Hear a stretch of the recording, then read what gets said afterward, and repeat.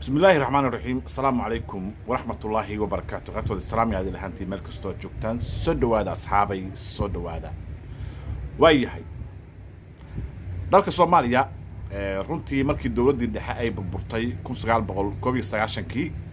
waxa jiray xilligaas dalal badan oo nala mid ahay oo xilliga burburay iyo kuwa naga dambeeyay oo ayagana dawladnimadoodii waayay oo burburay laakiin maanta dawladnimo iyo abni iyo nabad intaba iyo nolol heesta haddaba Soomaaliya maxay ku weysay abni iyo nolol in ay hesho runtii waxaad la wadaagayaa bahashu meesha ay ka haleysan tahay sarta halka ay ka qurunsan tahay baan taabanaya inta badan dadku way wareegtaan xaqiiqatan waa laga wareegtaa laakiin ka warwareegan maaye bahashu meesha ay ka socon la adahay oo Soomaaliya ay dawladnimo iyo amni iyo nolol ay ku heli la adahay baan rabaa inaan wax yar aan taabto soo dhawaada asxaabay muuqaalka hadii ku soo gaaro fadlan muuqaalka share iyo like intaba ku qabo oo fogey oo meel dheer gaarsi haddii aad nagu cusub tahana page-ka follow inoo dheh waayahay xanuunka baabasiirka waxaa la dhiban in badan oo bulshada Soomaaliyeed kamid ah baabasiirku waa xanuun ku dhaca qaybta dambe ee malawadka waxaana ku bilaabmaa xanuun ku yimaada xididaha dhiigga geeya qaybta dambe ee jirka kadib waxaa dhacay in sidii loogu talagalay u shaqeyn waayaan xididaha bararku ku yimid waxayna bilaabaan in dhiig beerdarra ay ku shubaan xuubka jilicsan ee malawadka calaamadaha lagu garto baabasiirka waxaa kamid ah cagaha iyo calaacalaha oo ku hura finan ama buruqyo hoos ka soo baxa daal iyo tabardarri aad u daran neeftuur marka arcabaan rugayso dhabar xanuun aad u daran cuncun qaybta hoose ama hamayire xagga gogasha haddaba ma kamid tahay dadka la dhiban baabasiirka daawona ma u weysay cilaajka caynu caafiya oo ka duulayay baahidaada caafimaad ayaa kuu keenay daawo dhiraas soo aftiri doonta baabasiirka oo leh damaanad buuxda weliba qaliin la'aan ayaa la soo aftiri doonaa xanuunkaaga haddaba cilaajka caynu caafiya waxa ku yaala magaalada Muqdisho inta u dhaxaysay iskuiska Black Sea iyo Shirkore wixii faahfaahin kala xiriir nambarada shaashada kaaga muuqda runtii Soomaaliya markii ay burburtay dawladii dhexe 1991kii ilaa iyo haatan dalka wax nabad ah iyo wax dawladnimo intaba shacabka waa ay la yihiin ama dadku ay la yihiin runtii dawlado badan waa la soo dhisay oo ilaa iyo haatan dawlad baa jirta balse wixii way dhaqaaqi la yihiin oo nidaamkii dawladnimo iyo systemkii dawladnimo dib waa loo heli la yahay maxaa kalifay taas marka su'aasha in isweydiyo u baahan ayaa waxay tahay war Soomaaliya maxaa ka si ah maxaa ka halaysan maxay la hagaagi laadahay maxay dawladnimadeeda u tisqaadi laadahay ya waa su'aasha u baahan in isweydiyo haddaba marka meesha ay dawladnimada ay ka dhaqaaqi laadahay oo dalkan amni oo ka heli la yahay dalkani dad malaha run ahaantii wax la yiraahdo shacab ama wadani dalkani malaha sababtoo ah shacabki haddii yani shacabka uu wanaagsan yahay dawladuna way wanaagsanaanaysaa wayna hagaagaysaa laakiin shacabki haddii uu qariban yahay waxay helayaan madax wada qariban daalimiin ah qaacimun yani qaacin wadan ah tuuga ah burcad ah ayaa soo baxayso sababtoo ah dadku markay toosan yihiin oo shacabka uu toosan yahay dawladnimada lagu sheegay waxay ka timaadaa shacabka Soomaaliya shacabkii marka haddii uu isagii fidnaysan yahay waxa halka yani dawladnimada isku soo sharaxaya ama dawladnimada ama mas'uuliyiinta dadka noqonayo waa isla ayagii Soomaaliya xagee ka imaanayaan macirkay ka soo dhacayaan hogaamiyaasha may shacabka ayay ka dhex imaanayaan shacabkina waa fidnaysan yahay ka waran marka maxaa hagaagaya marka sababtoo ah waxaa jirta qoom haddii fidna ay ku dhacdo ilaa ayaga ay fidnada iska qaadaan mooyee alla kama qaado hataa ilaahay ka qaadi maayo ilaa ayaga ay iska dul qaadaan sida iskaga dul qaadi karaan marka waa inay isku tanasulaan waa inay rabbi baryaan waa inay soo laabtaan waa inay toobadkeen badan ay sameeyaan waa inay ficiladii ay ka haraan waa inay noqdaan ummad toosan markaas ayuu allana u gargaarayaa fidnadana ka dul qaadayaa laakiin shacabkan Soomaaliyeed wax shacab la yiraahdo maba jiraan bashaab xilli ma dhihi jireen Sheekh Shariif wax la shacab ma jiraan shabaab ama Shariif ma dhihi jireen waxa weeye dalkan wadani ma laha shacabkii ayaa waxay noqdeen dad wada qariban dad wada dulaysan dad wada meel u socdaan aan la garanayn ayay shacabkii noqdeen haddaba haddii shacabkii marka uu sidaa yahay Soomaaliya ha sugin dowladnimo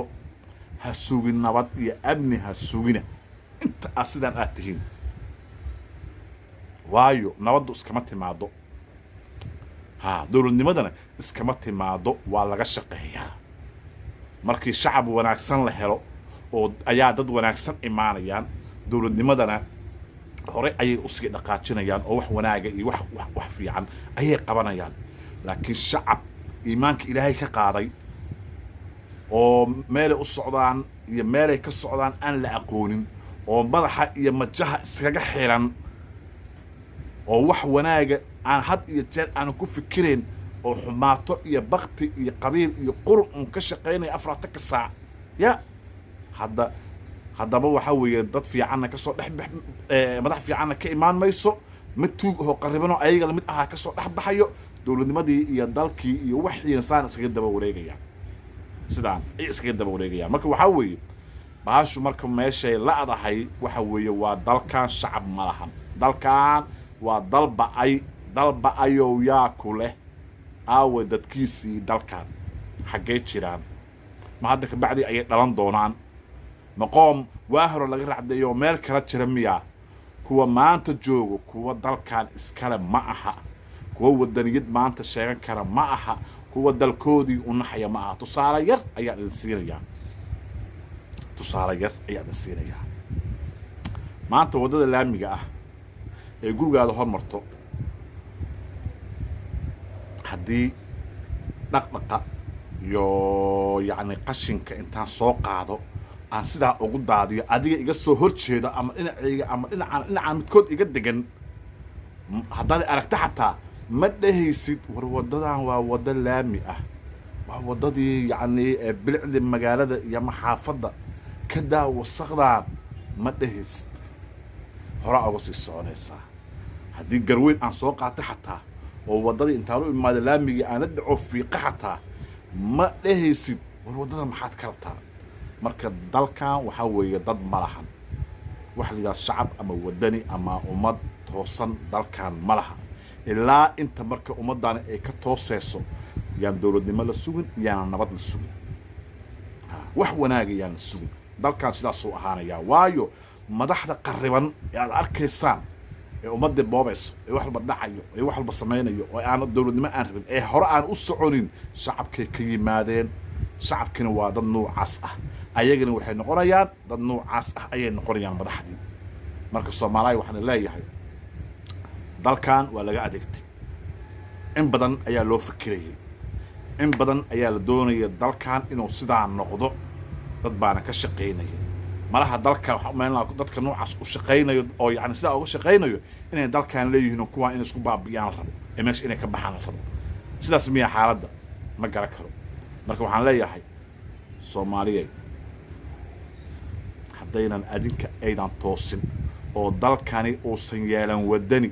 oo shacab toosan aan la helin oo dalkooda iyo dadkooda iyo dantooda u turaya haddii aanan la helin dalkani dhibaatada ka bixi mayso ma ka baxayo waxa la yiraahdo dhibaatada ka sugina habeenkii xal ahaay oo taga weeye dalkan inay dhibaatada ka baxdo inuu dhibaatada uu ka baxo waayo dhibaatada sida iskama qaadanto waa la qaadaa dhibaatada waa laga shaqeeyaa in laga baxo laga gudbo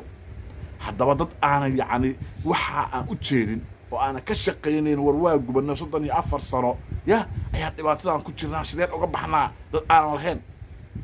sanad